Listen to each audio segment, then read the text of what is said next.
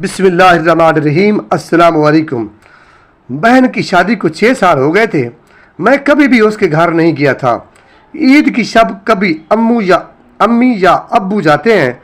मेरी बीवी एक दिन मुझे कहने लगी, आपकी बहन जब भी आती है इसके बच्चे घर का हाल बिगाड़ कर रख देते हैं, खर्च डबल हो जाता है। और तुम्हारी माँ हमसे छुप छुपा कर कभी उसको साबुन की पेटी देती है, कभी कपड़े, कभी सर्फ के डब्बे और कभी कभी तो चावल का थैला भी भर के देती है।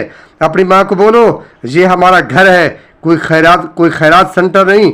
मुझे बहुत गुस्सा आया। मैं मुश्किल से खर्च पूरा कर रहा हूँ और माँ सब कुछ बहन को दे देती है।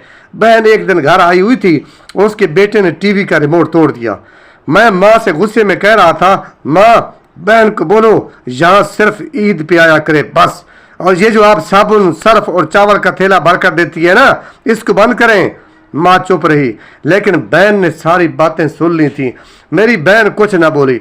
4 बज रहे थे, अपने बच्चों को तैयार किया और कहने लगी, भाई मुझे बस स्टॉप तक छोड़ाओ। मैंने झूठे मुंह कहा रह लेती कुछ दिन, लेकिन वो मुस्कुराई, नहीं भाई बच्चों की छुट्टियां खत्म होने वाली हैं।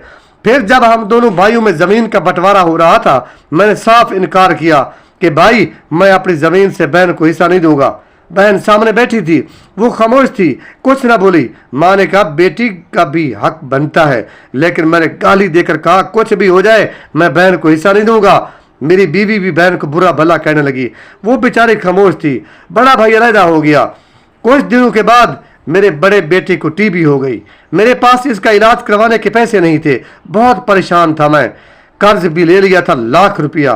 भूख सर पे थी, मैं बहुत परेशान था। कमरे में अकेला बैठा था, शायद रो रहा था हालात पे। उस वक्त वही बहन घर आ गई। मैंने गुस्से से बोला, अब ये आ गई है मनहूस। मैंने बीवी को कहा, कोई तैयार करो बहन के लिए। बीवी मेरे पास आई, कोई ज़रूरत नहीं गोश्त या बिरयानी पकाने की इसके लिए। फिर 1 घंटे बाद वो मेरे पास आई, भाई परेशान हो। बहन ने मेरे सर पर हाथ फेरा, बड़ी बहन हूँ तुम्हारी, गोद में खेलते रहे हो, अब देखो मुझसे भी बड़े लगते हो। फिर मेरे करीब हुई, अपने पर्स से सोने के कंगन निकाले, मेरे हाथ में रखे, आहिस्ता से बोली, पागल तू एवं परेशान होता है।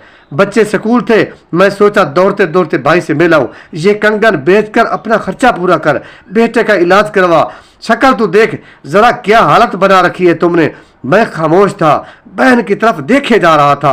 वो आहिस्ता से बोली, किसी को ना बताना कंगन के बारे में, तुमको मेरी कसम है। मेरे माथे पे बोसा किया और 1000 रुपया मुझे दिया, जो 150 के नोट थे, शायद उसकी जमा पूंजी थी। मेरी जेब में डालकर बोली, बच्चों को गोश्त ला देना, परेशान ना हुआ कर। अपना हाथ मेरे सर पे रखा, देख तुम्हारे बाल सफेद हो गए। वो जल्दी से जाने लगी। उसके पैरों की तरफ मैंने देखा, टूटी हुई जूती पहनी थी, पुराना सा दुपट्टा ओढ़ा हुआ था। जब भी आती थी वही दुपट्टा ओढ़ कर आती। बहन की ऐसे मोहब्बत में मैं मर गया था। हम भाई कितने मतलब परस्त होते हैं, बहनों को पल भर में बेगाना कर देते हैं, और बहनें भाइयों का जरा सा दुख बर्दाश्त नहीं कर सकती। मैं हाथ में कंगन पकड़े जोर जोर से रो रहा था। मेरी आंखें भी नम थीं। अपने घर में खुदा जाने कितने दुख सह रही होती हैं। कुछ लम्हे बहनों के पास बैठकर हाल पूछ लिया करें, शायद उनके चेहरे पे कुछ लम्हों के लिए एक सुकून आ जाए। मेरा जाती तजर्बा है कि जब भी हालात खराब हो, बहनों को दावत पर बुला लिया करो, फिर देखो उनकी वजह से कैसे रिस्क मिलता है। और हम समझते हैं उनकी आने से अखराजात बढ़ जाते हैं या उनको माँ दे देती है। कुछ तो हमारे घर में कमी होती होगी। मैं बता दूं, जब तक बहनों पर मेहरबान रहते हैं, अल्लाह रिज्क का सबब बनाए रखता है। अस्सलामु अलैकुम, अल्लाह हाफिज।